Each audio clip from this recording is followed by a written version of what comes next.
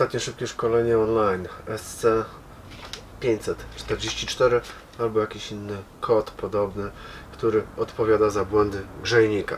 Co musisz zrobić? Po pierwsze, musisz naprawić kserokopiarkę, musisz znaleźć przyczynę tego błędu. Te błędy nie pojawiają się z kosmosu.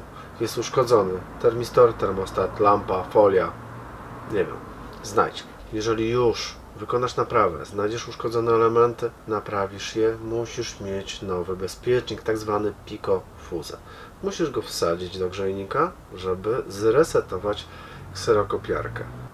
Nie masz tego elementu, nie możesz zresetować kserokopiarki, nie kombinuj. Nie będę tego czytał.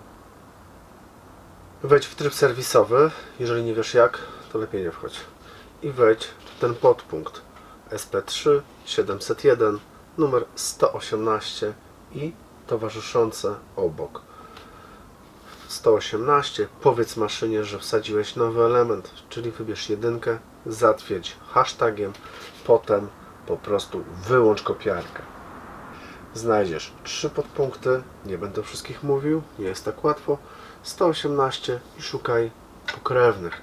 Każdy z nich musisz odwiedzić, wykonać jedynkę, hashtag wyłączyć maszynę i włączyć. Dopiero po tym wszystkim możesz wejść w SP5810 i wykonać reset w obydwu podpunktach dotyczących zbyt wysokiej temperatury. Reset w każdym podpunkcie musi zakończyć się słowem complete. Tak, musi. Nie ma innego wyjścia. Musi.